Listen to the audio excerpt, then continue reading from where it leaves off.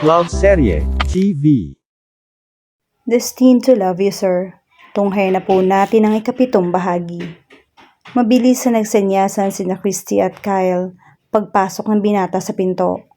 Wired silang pareho for surveillance purposes. Si Christy sa NBI, si Kyle sa mga hired gunman ng tatay nito. Agent Ilagan, paano ka nakapasok? Tahimik na binigyan siya nito ng instructions kung saan pupesto para hindi siya makita ng bantay nitong goon na naghihintay sa sasakyan sa labas ng bahay. Iyon pa din, may kailangan akong malaman at kung masasagot mo ito ng tama, baka matulungan ka pa naming manatiling buhay. Nag-usap sila sa pamamagitan ng sign language. Alerto ang mga mata, listo ang mga kilos. Mata ni Kyle ang nagsasabi sa kanya kung nasaan ang detonator para doon na siya itututok ng baril sa takdang oras. Isang tango mula sa kanya at alam nilang parehong nothing could go wrong. He had wired the whole place slowly mula nang nag-umpisa silang maglatag ng mga plano para sa gabing ito. Bawat explosive ay nakabaon sa mga strategic points ng bahay para may sistema ang pagsabog na yon upang bago mag-collapse ng tuluyan ng structure, makakalabas muna sila ng ligtas patungo sa naghihintay na getaway car. She gave a warning shot. Tinamaan niyo ng flat screen TV. Iyon ang hudyat para sa NBI na maghanda para sa kanilang pagtakas. Hindi ka ba tinuruan na malaking pagkakamali ang magbaba ng armas? Hudyat iyon para asintahin na niya ang detonator ready to fire at his signal. Matapos ikabit ang earplugs para hindi sila mabingi sa tunog ng pagsabog, she raised her gun arm. For a split second, nakita niyang may look of terror sa mga mata ni Kyle. He pulled her toward him as if she have to shield her from an assassin. Siguro ay nainip kahihintay ang bantay ng nobyo at nagbalak sumunod sa loob ng bahay. Ang kaso ay nakita siya nito mula sa bintana. He was aiming for her nang makita ito ng kasintahan. Hinugot ni Kyle ang baril mula sa likuran ng baywang at tinutok iyon sa lalaki sa labas. As soon as he got the shot, ibinigay nito ang hudyat. Now! She aimed at the detonator at nag-umpisa na ang sequence ng mga pagsabog. Itinulak siya ni Kyle patungo sa exit route palabas ng bahay. Hindi lang nila inaasahan na may babagsak na haliging nasusunog sa pagitan nila at haharangan niyo ng daraanan ng binata. Kyle! Go! Mauna ka na! Sigaw nito. Sinubukan niyang maghanap ng madaraanan pabalik sa lalaki. Pero mabilis nang kumakalat ang apoy. I'm not leaving you. Sige na. Kasunod mo ako. Reluctantly, tinungo ng dalaga ang nakabukas na pinto. Ngunit itinumba niyo ng lalaking inaakala ni Kyle ay tinamaan ito kanina. Kitang-kita iyon ng nobyo sa kabila ng apoy. No! Sigaw ni Kyle. Covering his head with his arms, tinalon nito ang umaapoy na sagabal para iligtas ang katipan. May bumagsak na namang parte ng kisame. Muling hinarangan ng daan palabas. Nahihirapan na siyang huminga and his eyes smarted painfully dahil kumakapal na yung usok. Hindi siya pwedeng mawala ng malay. Christy was struggling so hard. Insured ang gunman pero parang halimaw ito na may mismong misyon na patayin siya. Gamit lang ang mga kamay kung kinakailangan. Sinunggaban nito ang leeg niya at sinakal ang dalaga. Nanlaban ang dalaga. Hinawakan niya ang hinlalaki ng dalawang kamay nito at sinimulang baliin iyon. Na mabitawan siya ng assassin, nakakuha siya ng leverage para iangat ang tuhod at patamain iyon ng malakas sa pagitan ng mga hita ng lalaki. Patakbo siya para balikan ng binata. Nang makita niyang nahaharangan muli ito ng nagliliyab na kahoy, then she felt something hard hit her head. Sa kabilang banda, nasusuffocate na rin si Kyle sa usok and his senses were beginning to dull. Pero kailangan niyang matulungan ang kanyang katipan. He could see what's happening from where he was struggling with the flames. Gusto niya sigawan ng warning ang nobya dahil muli itong tinutukan ng gunman. Ngunit wala nang lumabas na boses mula sa kanya. Nadinig niya ang pagputok ng isang baril at nakitang bumagsak sa lupa si Christy. Nagkakagulo ang mga tao sa likod ng reception desk. Oh my God, Faye. Tili ni Cristel nang mabubuwal at mapapahiga sa sahig nang walang malay ang kasama. Inutusan nitong staff na kumuha ng tubig na maiinom. Isa para sa pahanginan na nakahandusin na dalaga. Isa para tumawag ng nurse at ang isa pa ay para hanapin at papuntahin doon si Henry. Mabilis namang umatras si Nathan mula sa kaguluhan, staring in horror at what was going on. May nag-collapse. Marunong siya maglapat ng first aid. Natutunan niya iyon sa training niya sa army, pati na nung sumabak siya sa adventure sports. Sinabi ng utak niya ang kailangan niyang tumulong. Dapat siyang tumulong. Pero paano kung siya mismo ay nangangailangan ng tulong? Parang umiikot ang ulo niya. Masakit. Naninikip ang kanyang dibdib.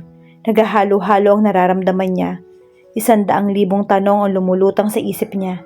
Unang-una na roon, sino ba talaga iyon na nag-collapse? Alam na alam ng puso niya na si Christy yun. Kahit iba ang sinasabi ng mga mata niya. Mahaba ang buhok nito, na iba ang hugis ng mukha at walang marka ng sugat sa kilay na dulot ng aksidente nito sa pagpaputok ng AK-47. But her eyes, those baby brown eyes, they told him, ito ang nag-iisang babaeng minamahal niya. But she's dead. Sigaw ng isip niya. They told him she was dead. Paano magiging si Christy ang kaharap niya kanina lang? Nathan, hinaplos nila yung mukha niya. Fear was written all over her face. Ano nangyayari sa'yo? Marahang pinalis niya ang kamay nito. May gusto siyang sabihin pero tuyong-tuyo yung lalamunan at bibig niya at hindi siya makapagsalita. His tongue felt like lead. Heck, pakiramdam niya buong katawan niya ay may pabigat. Pare, si Bojo ang lumapit. Palipat-lipat ang tingin mula sa namumutla niyang mukha pabalik sa reception. Nathan? Hindi ako si Nathan. Gusto niyang isigaw. Tinalikuran niya ang mga ito. He needed air. Nasasakal siya sa dami ng tao sa loob ng resort. Sasabog na yata yung utak niya. Faye! Tumatakbo si Henry patungo sa kinalugmukha ng dalaga. When he reached her, he sat and held her head gently on his lap. Nadinig iyon ni Nathan. Faye? Sinong Faye? He seemed to snap out of unreality. Si Christian, buhay ang babaeng minamahal niya at kailangan siya nito. Excuse me? He pushed his way back and found himself beside her. Wala siyang pakaalam kung sino pa ang isang lalaki nasa eksena. Nagsimula magkamalay si Faye. Nakakita siya ng flashes ng liwanag. Ilaw, apoy, spark mula sa putok ng baril. Nakakarinig siya ng mga boses. May tinatawag na pangalan. Christy! Kyle! Dumilat siya pero parang wala siyang nakita.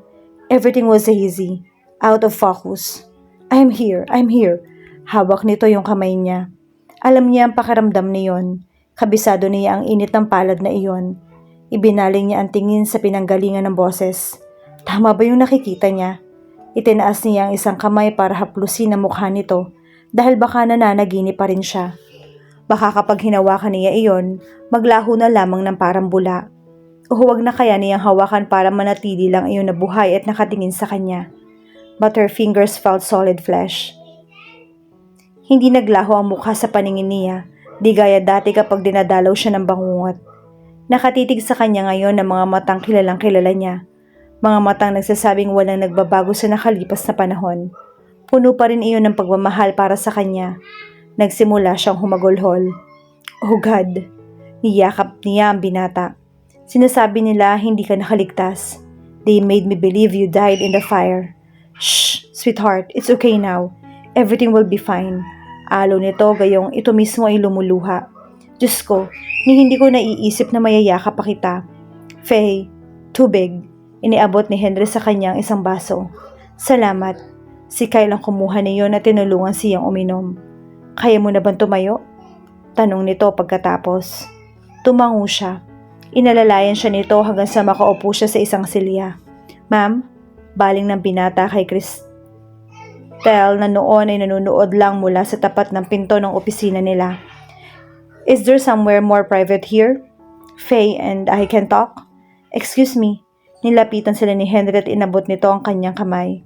Faye, oh my God, si Henry. Napatitig siya sa nobyo kahit hawak pa rin ang isang kamay ni Kyle. Henry, sweetheart, sino siya? Tanong ng binata. Isang katang isip lang ni Faye. Siya si Christy Ilagan, dating NBI agent. Pero 2 taon na siyang si Faye Quinto. Nag-uumpisa na siyang maniwala at mabuhay bilang Faye Quinto. Diyos ko naman, anong pagpapaliwanag ang gagawin niya? Nathan, isang babae naman na lumapit din sa kanila. Honey, what's going on? Lay, biglang nabitiwan ni Kyle ang kamay niya. Naisip ni Nathan na hindi niya dapat iniwanan sa tabi si Christy. Pero may naghihintay ng sagot. Baka mas tamang sagutin niya ang nagtatanong. Pero ano ang sasabihin niya? I'm sorry, Lay. Hindi ako si Nathan, kundi si Lieutenant Kyle na Philippine Army at may tatay akong kriminal na pinagtangkaan kaming patayin at ang babaeng yan ang dapat pinakasalan ko a long time ago kung hindi lang kami natunto ng guns ng tatay ko. Paano yung damdamin nito? Paano yung pinaplano niyang kinabukasan kasama nito? I'm looking for Miss Cristel. Isang boses ang pumailan lang sa kabila ng kaguluhan ng mga naroon. Nilapitan ang hinahanap ang bagong dating. Yes, what can I do for you? I'm Andre, NBI. Hindi kasabay ang pagpapakita ng ID.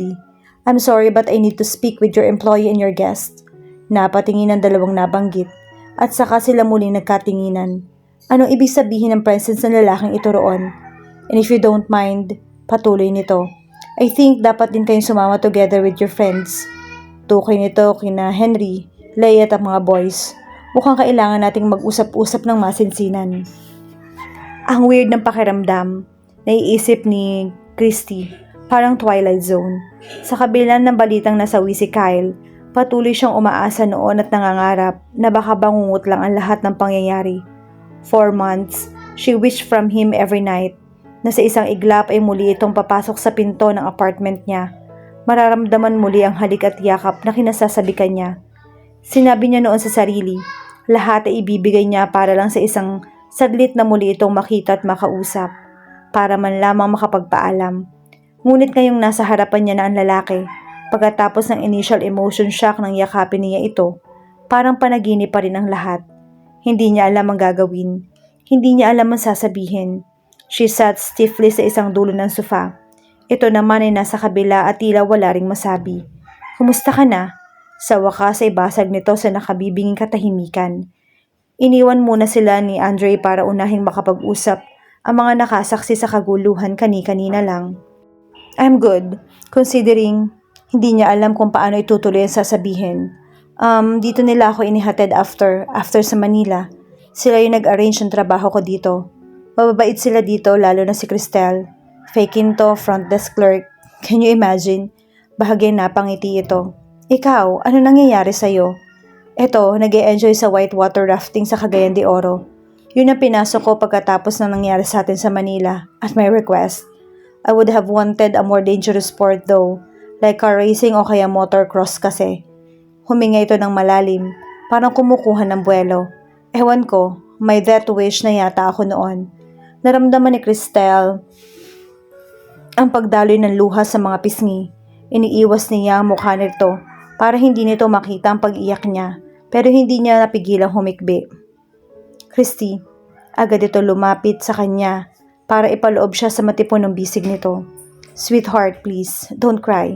Hindi iyakin ang Iron Cupid ko, di ba? Anong ginagawa nila sa atin? She clutched at his shirt, pigil na pigil ang pagwawala. I know, hinagod na lalaki ang kanyang buhok sa likod. Christy, you're breaking my heart. I'm sorry. Pilit niyang pinigil ng pagluha, wiping her tears with the back of her head. Bakit ka nagsusorry? Hinawakan ni Kyle ang magkabilang gilid ng kanyang ulo, saka hinawi ang buhok niya nakalaylay sa noo.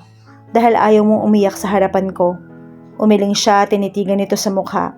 Because I don't want to break your heart. Saglit niya nakita sa ekspresyon ng mga mata nito ang conflict na dumaan sa isip nito. In a split of a second, he had captured her lips at pinunan nila ng bawat sandali. Wala sila sa buhay ng isa't isa.